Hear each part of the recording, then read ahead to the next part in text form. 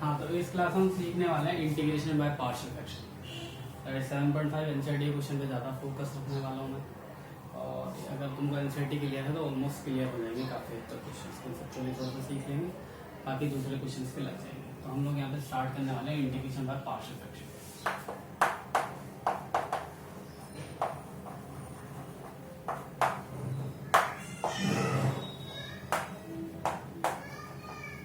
Integration by partial fraction, देखो integration खुद में एक डिफिकल्ट चैप्टर है, सबको पता है, क्योंकि इसमें फॉर्म्स ज़्यादा है और ज़्यादा फॉर्म्स होने की वजह से इंटीग्रेशन डिफिकल्ट लगता है।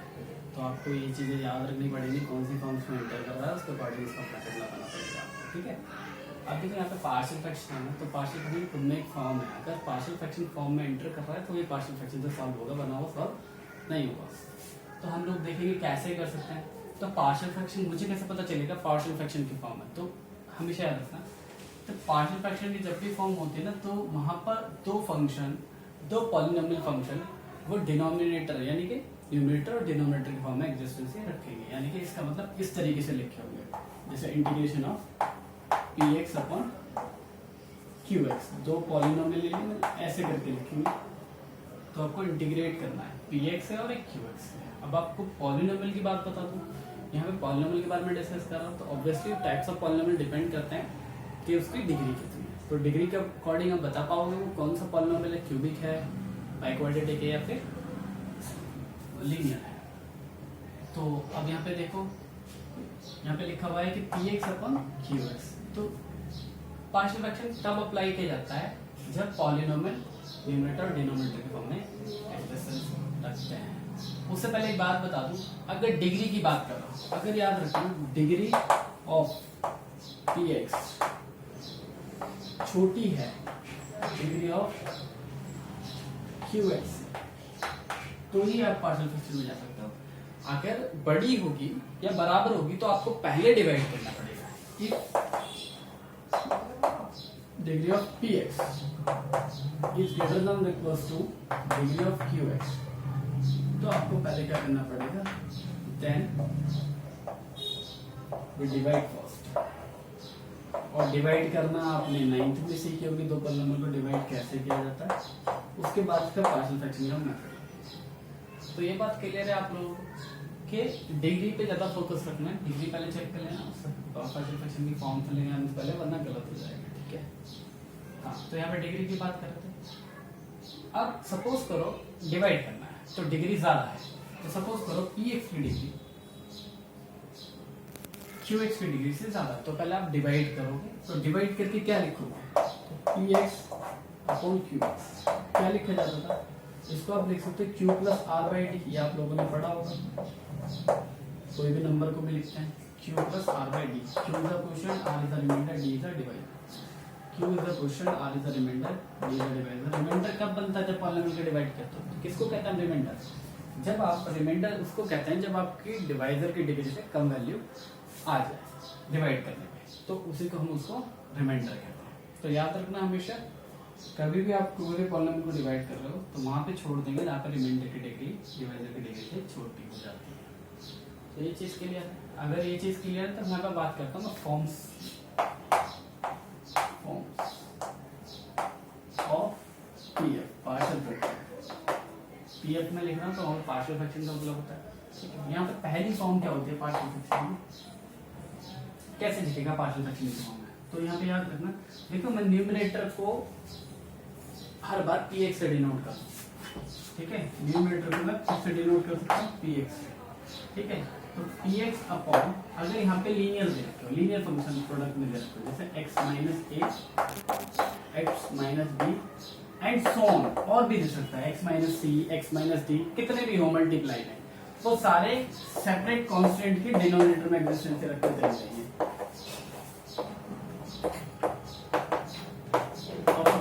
C के फॉर्म में, D के फॉर्म में, जोन चलता रहेगा।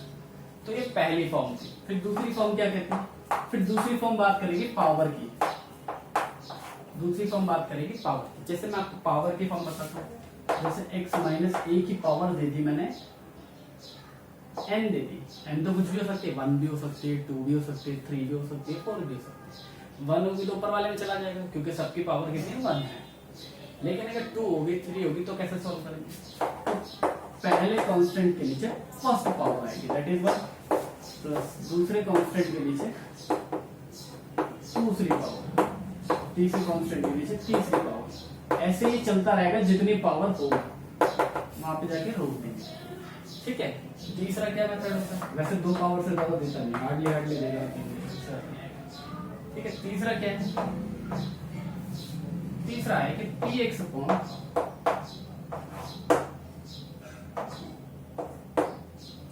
ये दोनों मल्टीप्लाई में, जैसे x माइनस a की पावर n टू दे और x माइनस, देखो यहाँ पे लीनियर भी और पावर वाला सेंस भी, दोनों हो गए, पावर वाला सेंस या और लीनियर है। यहाँ पे दोनों कंबाइन सेंस आ जाए तो कैसे करेंगे? तो आप लीनियर वाला तो लीनियर के तरीके से जाएगा, इसको a के नीचे लिखो, तो लीनियर वाला तो लीनियर के पास चला गया, दैट इज वन के वेरिएबल है ना। लेकिन जो पावर वाला होगा वो पावर के तरीके से, अब a तो यूज हो गया तो b के नीचे लिखा जाएगा, b के नीचे पहली पावर और c के नीचे दूसरी पावर, उससे आगे तो जाएगा नहीं। ये लो, ठीक है, फिर पावर में चला गया।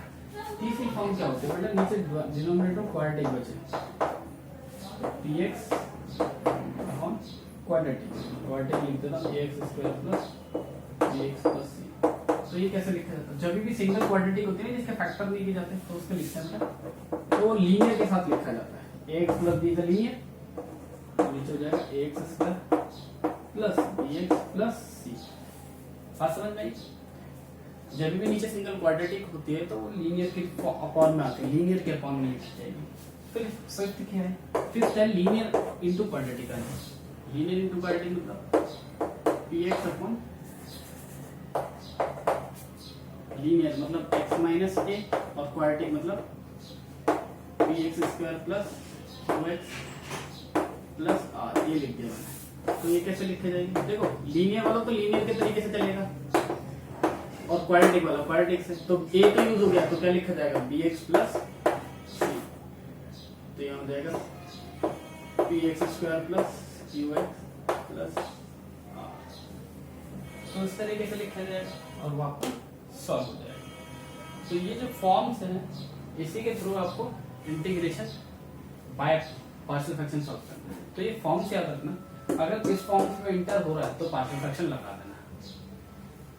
समटाइम्स ये फॉर्म नहीं होती, बनानी भी पड़ती है, तो बना भी सकते हो, वो आगे क्वेश्चंस पे जब आप करोगे तो हल करके धीरे धीरे तब समझ में आएगा। पार्शियल फ्रैक्शन है थोड़ा सा अच्छा टॉपिक है, स्लोली चलेंगे। इंटीग्रेशन में एनसीईआरटी क्वेश्चन पे ज़्यादा फोकस रखना, उसी के थ्रू आपके ज़्यादातर क्वेश्चन अटेम्प्ट कर सकते हो अगर इंटीग्रेशन आपको एनसीईआरटी से अच्छे से आता है। ये बात क्लियर है? तो उसको लिख लो, मैं रफ करता हूँ, पॉज कर लो वीडियो।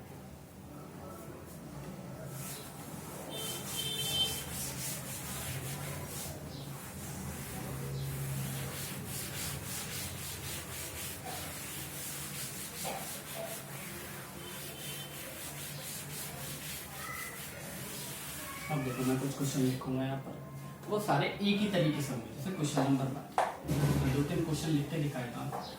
इंटीग्रेशन करना है dx upon x plus a and x plus b।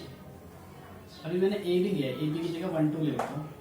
1 2 पहला क्वेश्चन नंबर 2 एक और आ जाएगा x plus 1 x plus 2 and x plus 3। तीसरा भी आएगा, ये सब एक ही तरीके से सॉल्व होंगे। Question number 3 integration of dx upon x square minus 9, क्योंकि इसको आप ऐसे भी लिख सकते हो x plus 3 and x minus 3, ऐसे भी लिख सकते हो। वापस इसी में इंटर हो जाएगा, सेम क्वेश्चन है। एक जिसके फैक्टर कर सकते हो ऐसे कोऑर्डिनेट इक्वेशन देते हैं आपको, जैसे x square plus 3x plus 2, इसके फैक्टर करोगे तो कितना आएंगे? x plus 2 and x plus 3, फिर इसी में तो ये सारे एक ही तरीके से सॉल्व होने वाले क्वेश्चन है। हम कोई इसमें से एक डिसाइड कर लेते हैं, उसको सॉल्व करते हैं। ठीक है, मैं ये वाला करता हूँ, तो सेम ही है, मैं 3 वाला करता हूँ। ठीक है, आसान पड़ेगा अपने लोगों को। तो क्वेश्चन नंबर ये लिख ली,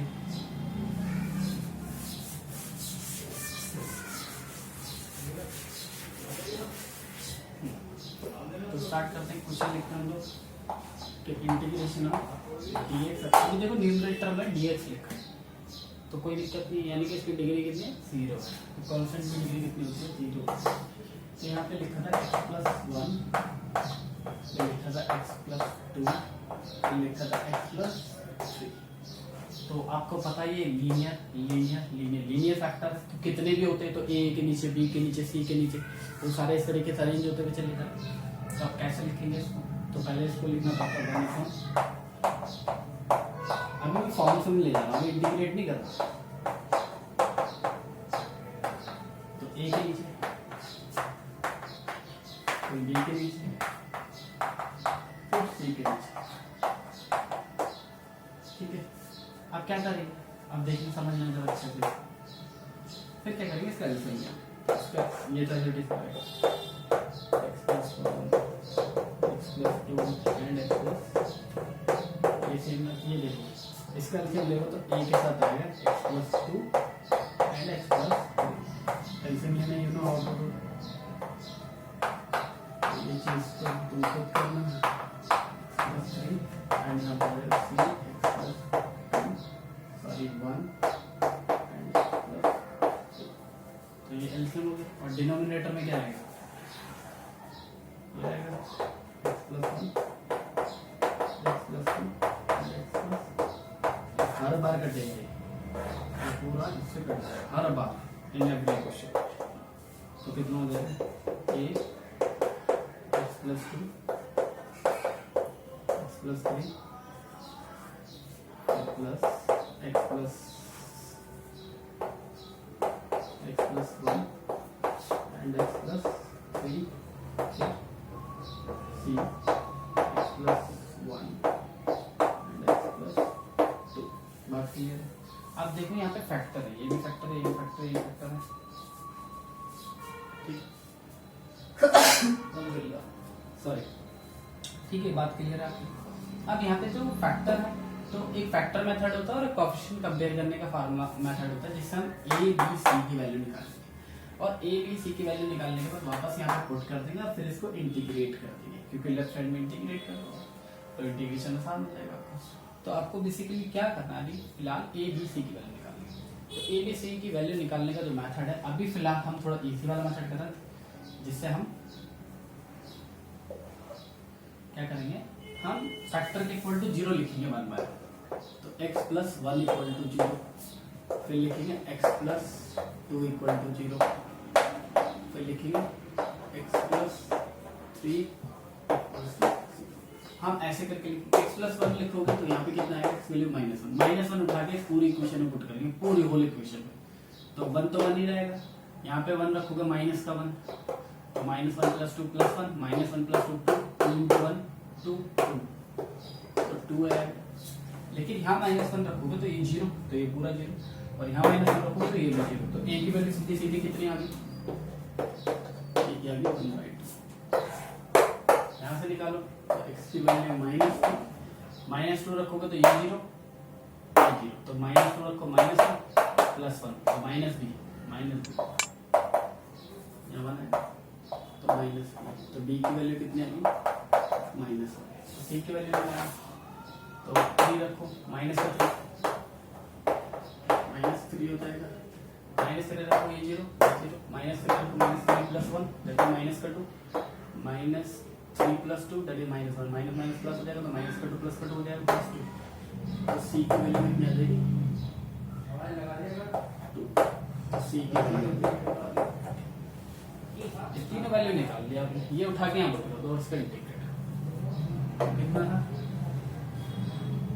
a की वैल्यू 1/2 और अपन x प्लस b की वैल्यू -1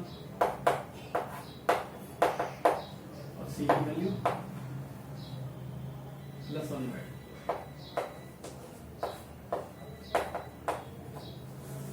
अब इसको इंटीग्रेट, लेफ्ट साइड तो पूरा इंटीग्रेशन चल रहा था, हमारा कौन है ना x+1 x+2 x+3 whole integration लिखा है, यहाँ पे इंटीग्रेशन यहाँ पे इंटीग्रेशन यहाँ पे integration with respect to dx with respect to x and with respect to x। Integration किसी एक के रिस्पेक्ट में करना ही सीखना है आपको 12 तक, ठीक है। तो यहाँ पे कम हो जाएगा 1/2 बाहर रख लेंगे, कॉन्स्टेंट को बाहर रख लेंगे, इंटीग्रेशन तो हो जाएगा x+1, यहाँ पे रखो माइनस को बाहर रख लो, यहाँ हो जाएगा dx +2, यहाँ हो जाएगा कितना 1/2 बाहर रख लो, हो जाएगा dx x+3, ये हो गया। अब क्या करो, इसका डेरिवेटिव पर है, इसका डेरिवेटिव पर है, इसका डेरिवेटिव पर है, तो इनका इंटीग्रेशन लिखो। जब भी नीचे वाले का डेरिवेटिव पर होता था डिनोमिनेटर लॉग में आ जाता सीधा, और ध्यान रखना मॉड में होता है हमेशा।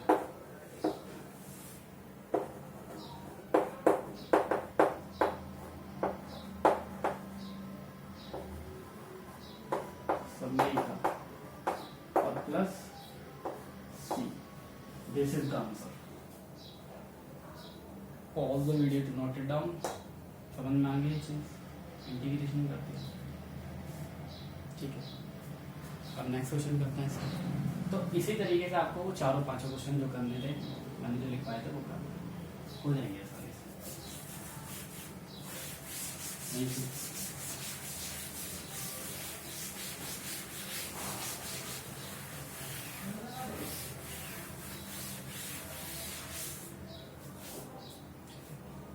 चलो आगे क्वेश्चन और करते हैं। अब देखो क्वेश्चन जो है ना, ये क्वेश्चन एनसीईआरटी का ही और अच्छा क्वेश्चन है। क्वेश्चन नंबर 6 ये देख लीजिए, ये है integration of 1 minus x² x 1 minus का 2x। बहुत बढ़िया क्वेश्चन है। देखो मैंने आपको बताया पार्शियल फ्रैक्शन तब इम्प्लाई होता है जब दो पॉलिनोमियल होता है, दोनों पॉलिनोमियल दूसरी चीज। फिर डिग्री देखी जाती है कि डिग्री न्यूमरेटर की डिग्री और डिनोमिनेटर की डिग्री में देख लो, न्यूमरेटर की डिग्री हमेशा छोटी होनी चाहिए, बट यहाँ पे अगर तुम सॉल्व करते हो इसका तो आ जाएगा x माइनस 2x²। तो इसकी डिग्री भी 2 है, इसकी डिग्री भी 2 है, तो प्रॉब्लम हो गई। तो डिग्री जब सेम होती है तो फिर हम क्या करते हैं, इसको डिवाइड करते हैं। तो डिवाइड करना हमने सीख रखा है ना, वही डिग्री अप्लाई करनी है यहाँ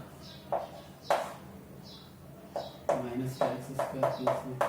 तो बताओ किससे मल्टीप्लाई करोगे, माइनस का 2x² तो माइनस प्लस का बन जाएगा, उसे तो हो जाएगा माइनस का x² आ जाएगा, और x से करोगे तो कितना आएगा।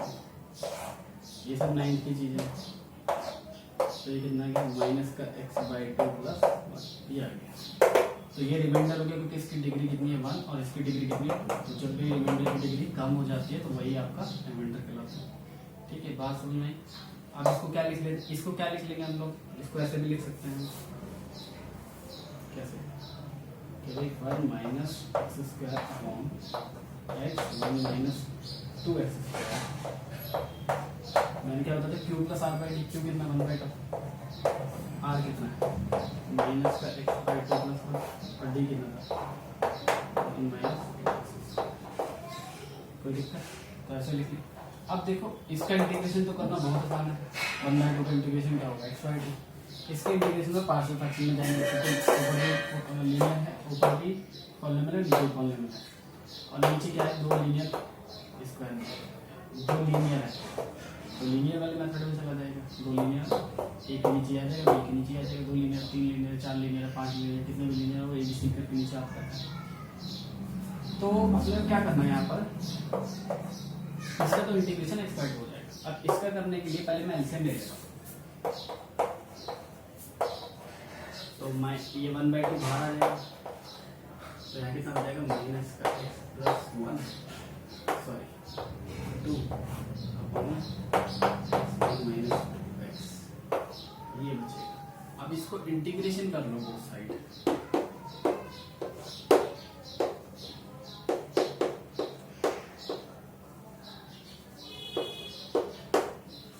अब देखो इसको कैसे सॉल्व करना, तो पार्शियल फ्रैक्शन मेथड। पहले इसको क्या कर लेते हैं, लिख लेते हैं,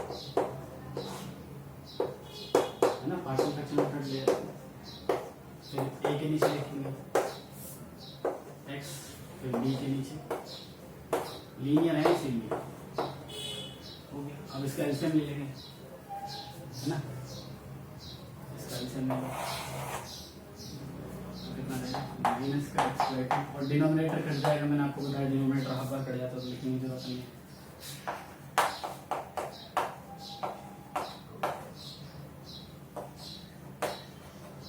यहाँ पे भी दो फैक्टर है, एक ये वाला फैक्टर है, एक वाला फैक्टर है, दोनों के इक्वल टू में 0 लिखो।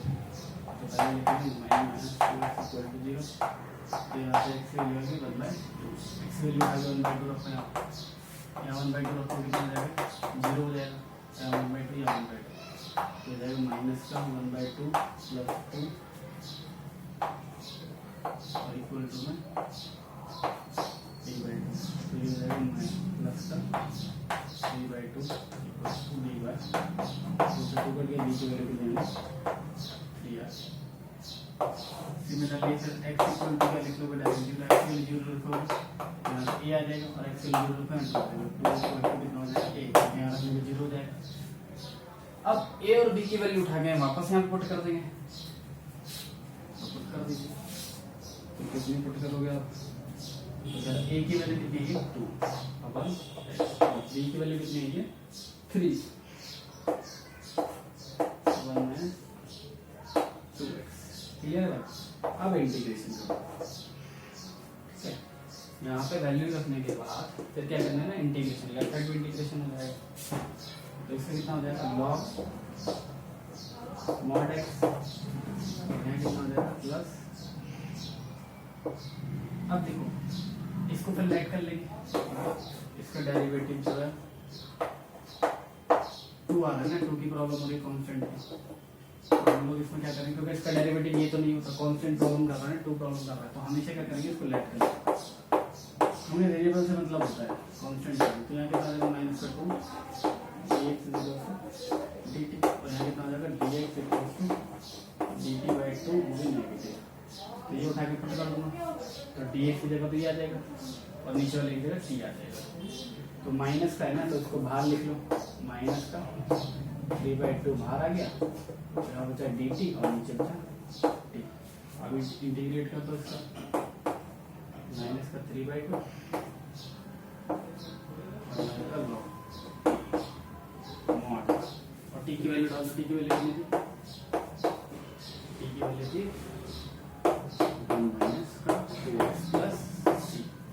अब देखिए यहाँ पे ये मल्टीप्लाई में 2 भी था 1/2, क्लियर ना, इसका जो एलसीएम है ना मल्टीप्लाई में 1/2 था, तो ये पूरा मल्टीप्लाई होगा 1/2 से, तो 1/2 से जब मल्टीप्लाई करोगे तो ये तो log mod x आ जाएगा और ये आ जाएगा माइनस का 3/4 हो जाएगा, log 1 माइनस का 2x प्लस c। इससे पहले किसका इंटीग्रेशन करना था 1/2 का, 1/2 का इंटीग्रेशन कितना होता है, तो ये आंसर है।